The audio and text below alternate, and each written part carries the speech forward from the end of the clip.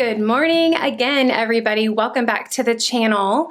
This morning, Parker and I are going to be doing homeschool, and I'm going to make some breakfast for us. Joe was supposed to be in the office today, but he ended up having to come home because he left his bag at home, and we live kind of far from where he works. So anyway, he's working from home today now instead of driving all the way back. But I have had a lot of people that have requested that I do homeschool lesson videos where I sit down and actually show you like a lesson from start to finish. Now, obviously, if I did our entire school day, which today would be language arts, math, and reading, that would be an extremely long video because I've explained to you guys before that we do math, language arts, and reading every single day.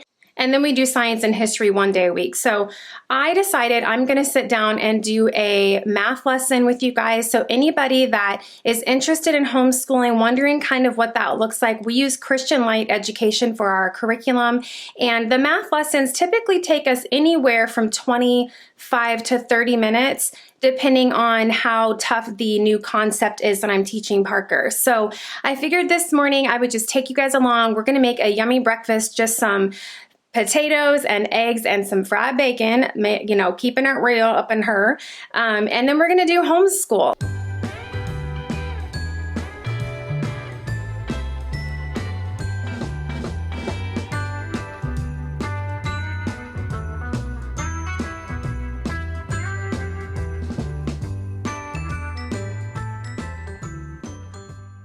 Can I tell you guys something?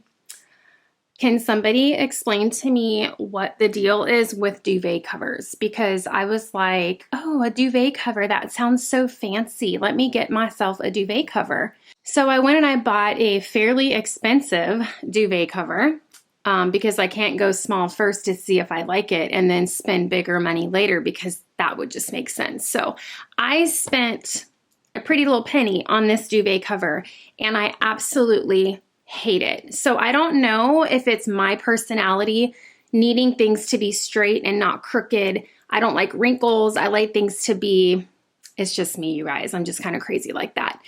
But the duvet cover attaches to the actual comforter that's inside of the duvet cover.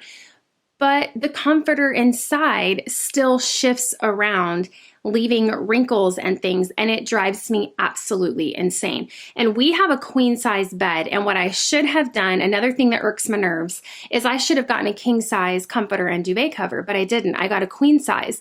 I like my comforters to go past the mattress and box spring. I like to cover that part up because I think it's ugly.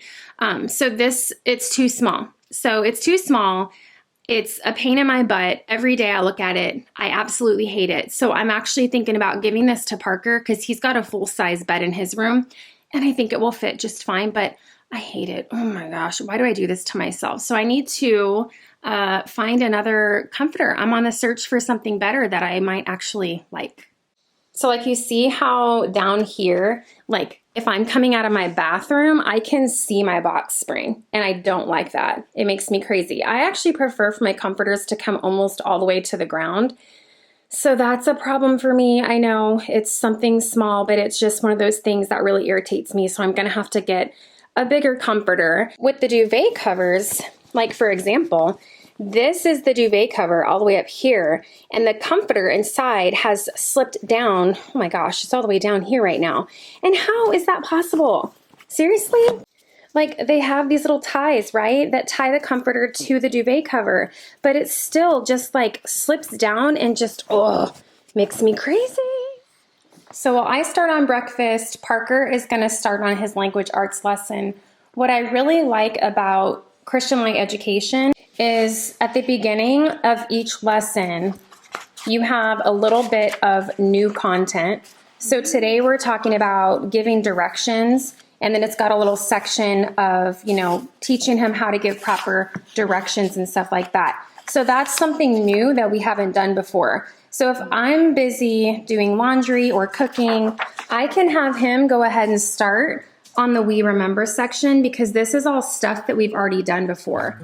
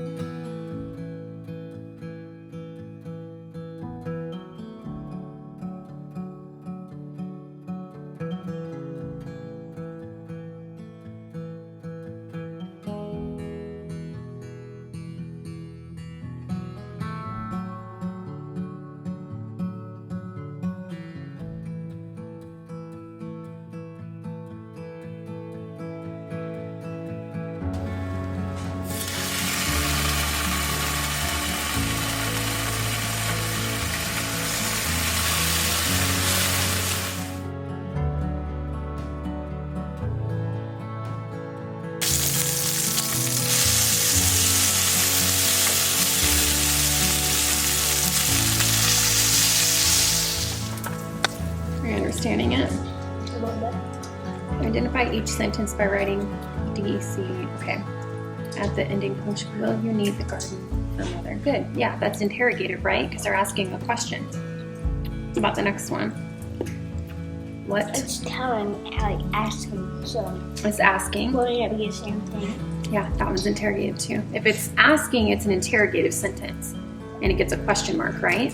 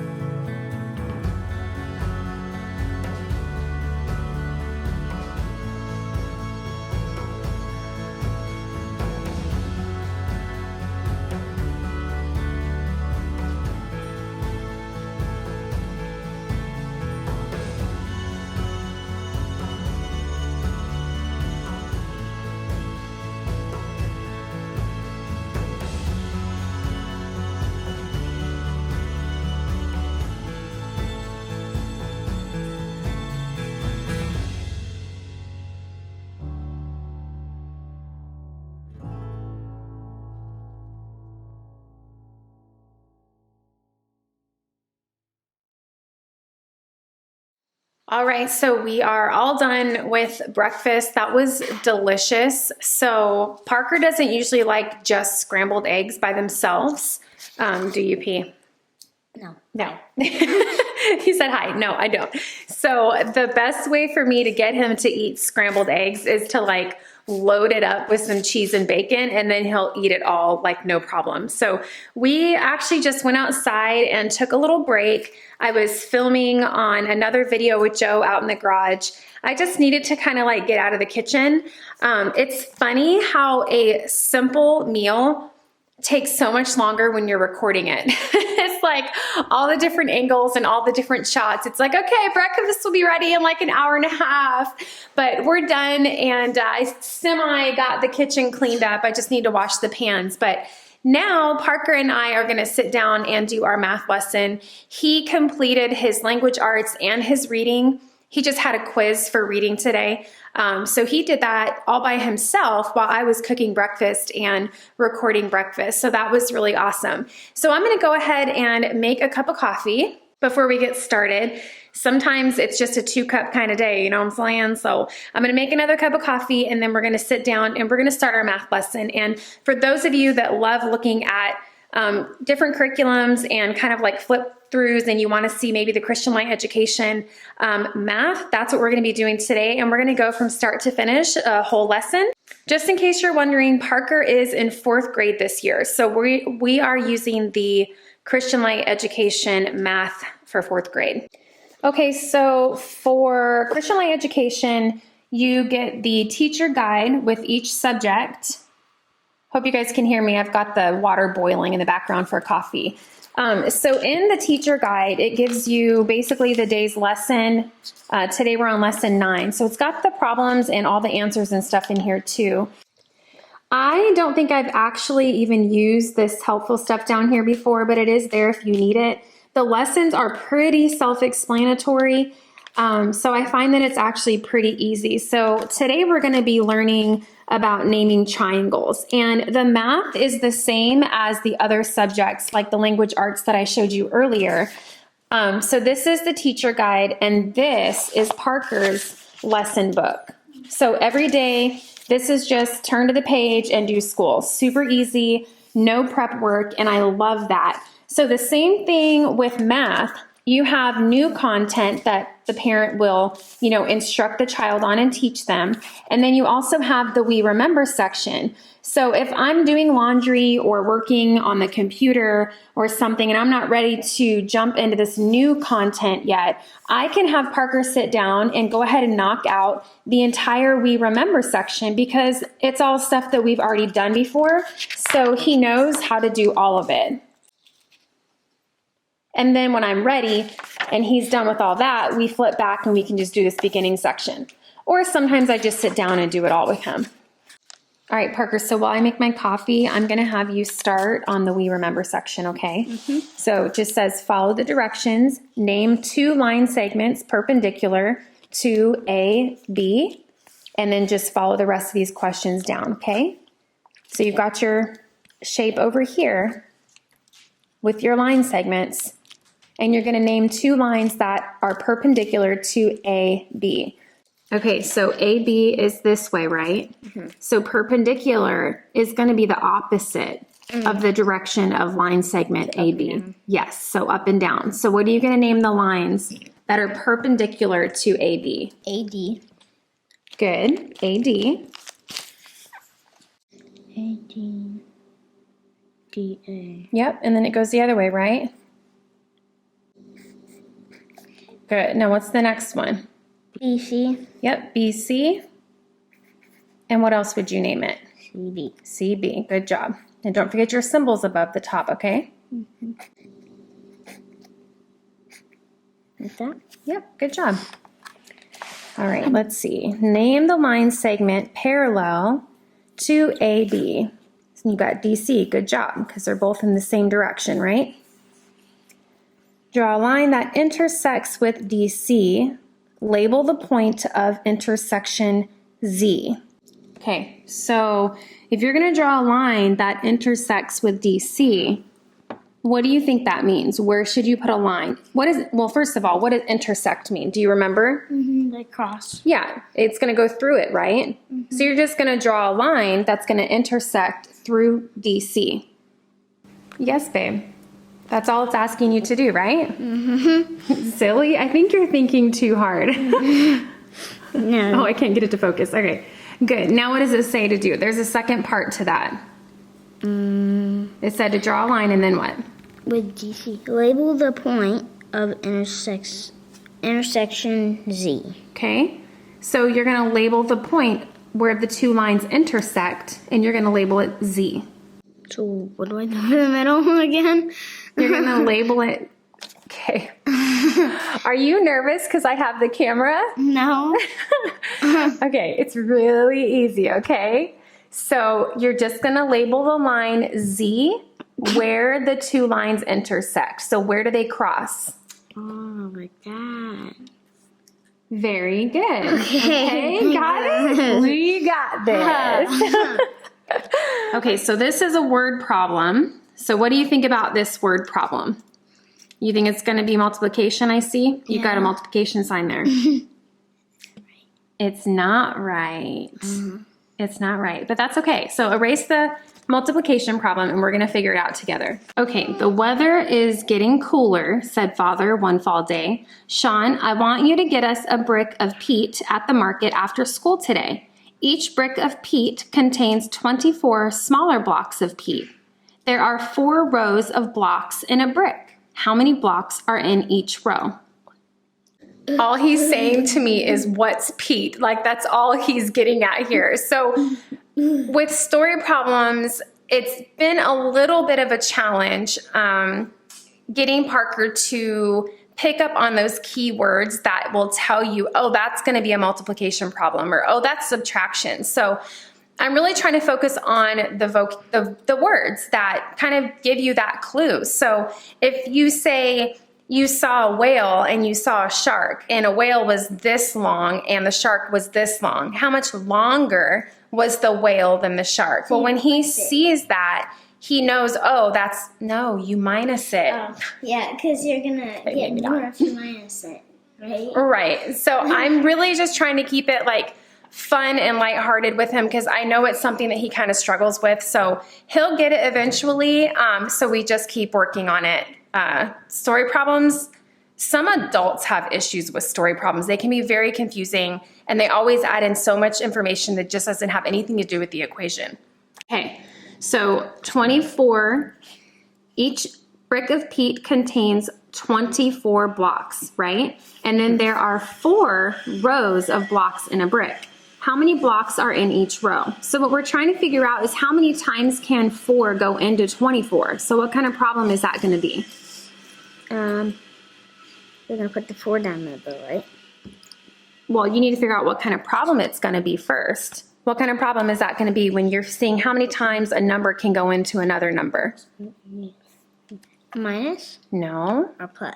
No. Divide? Yes.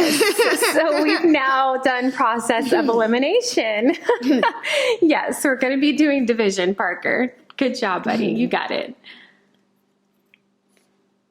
You good? Mm-hmm. Okay. Put the 4 down here. 6. Yes. Now work your problem. 6. Good job. You got that one fast.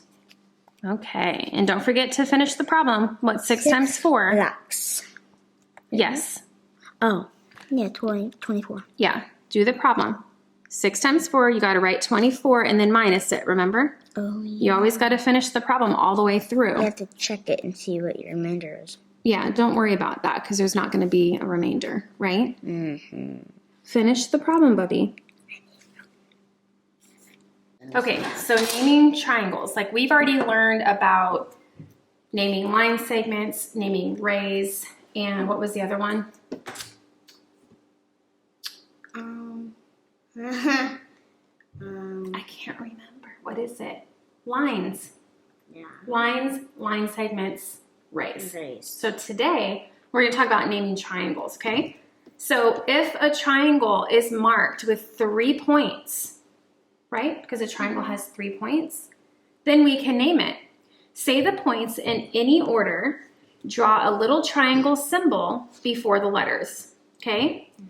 So if you look at this example here, right, you've got 3 points and they've named them A, B, and C. So it says the possible names for these 2 triangles are, and then they list them out, okay? Look at all the options. There's lots of options because you could go ABC, you could go ACB, you could go BCA, BAC, or you could start on C and go CAB or CBA. Yeah. So basically with the triangle, as long as it has the 3 points, you can go in any direction and name it, okay? How do you spell cab? Like a cab that you take? What? How do you spell like a cab? Like the one that you take like to drive somewhere? Like How do you think you spell it? C-A-B. Yeah. Wow. Okay. So same thing with this one, right? X, Y, Z, Z, Y, X, so on and so on. Right. So this is going to be the same thing. You're going to name the triangle using the symbol. Okay? Yeah.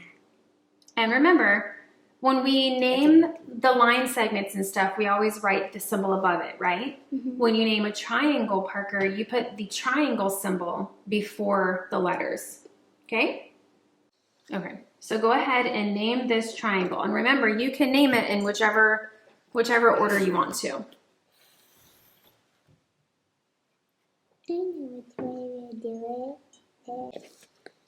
RPQ. Yep, you can name it RPQ. QRP or PQR. QR. Good job. Very good. Section just says to ask your teacher to dictate numbers for you to write. So that just means I'm going to say numbers to you and you're going to write them. Okay?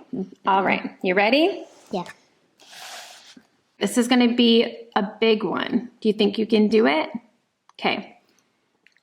110 million. Okay, hold on. 110 million. 342,000. 342,000. 116. 116. Got it. Very nice.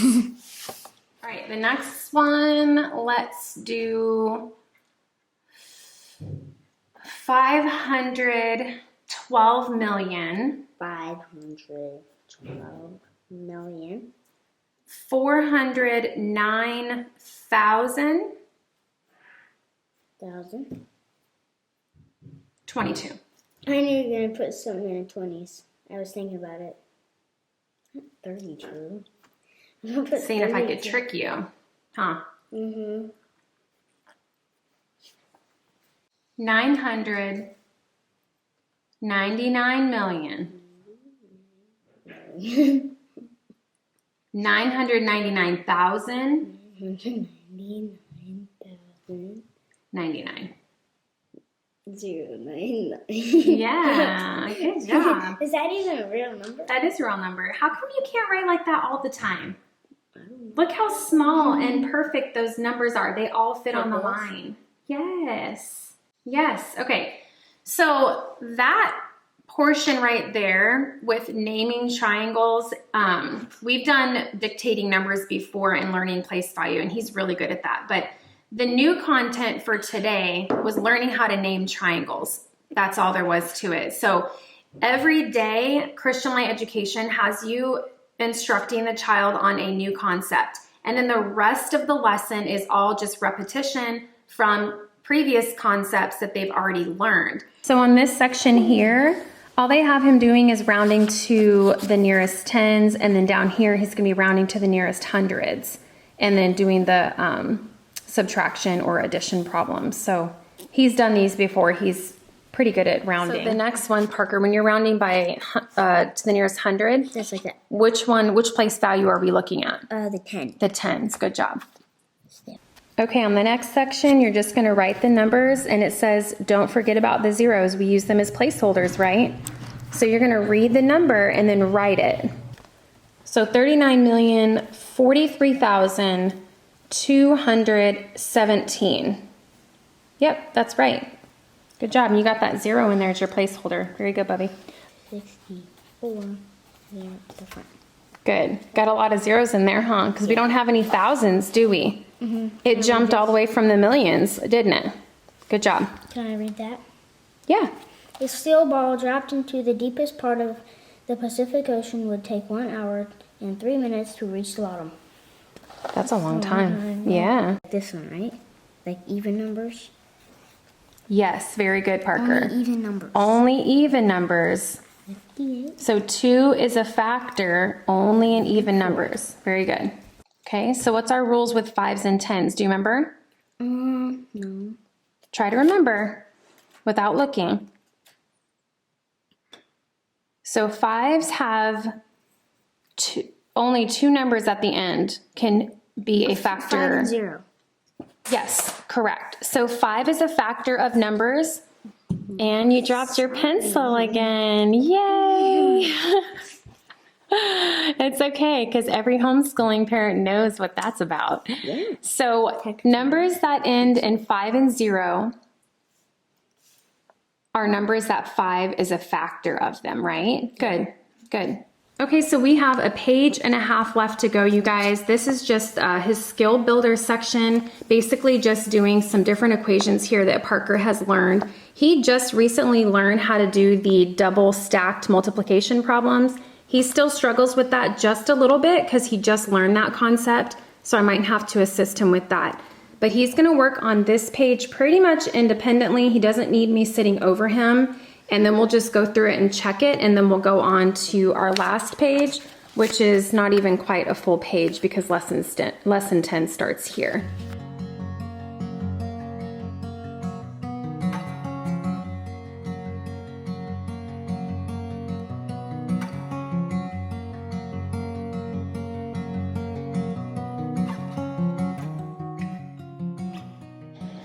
All right, so Parker finished the skill builder section. He did really well. He got a couple of them wrong, and we went over them together and fixed them. But I don't know about you guys, but repetition seems to work really, really well for Parker. It just really cements the concept into his brain. So he did really well on that. So now we're finishing up the bottom section here. And he just wrote the factors of 25. And then the next part is find these digit sums. you remember how to do the digit sums? What do we do for that? We're going to add them together. 7, 8, 9, 8, 9, 10, 1, 5. I like your little sausage fingers. You have cute little sausage fingers, Parker. All right, guys, so the school day is done. Parker finished up with his math a little bit ago, and I actually have some lettuces and even some Brussels sprouts I started in the hoop house for like a winter, just a small winter crop because I like to eat salad. So they grow really well in the colder temperatures, but I haven't picked leaves in quite a while, so I went in and just picked a bunch of these, and I'm going to surprise the chickens and give them some fresh greens because everything is, you know, dying off. We're in December now, so they don't get a lot of the greens that they get in the spring and the summertime. So they're going to be really excited about this. Oh, wow. They're like, green stuff. Look, guys. So our grandma hen is already in bed for the night. She goes in early, so I'm going to see if she wants some fresh greens. Hey, Grandma. Look, Mom.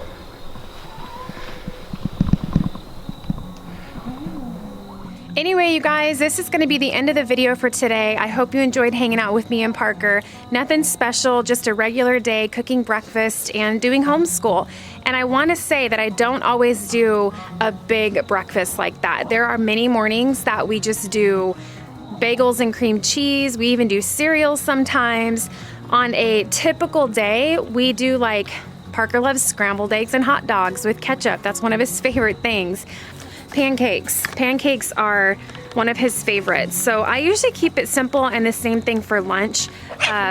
Usually we get fancier with dinner, but today I just wanted to do something a little special and share that with you guys. So thanks for hanging out with us, and we'll see you on the next video.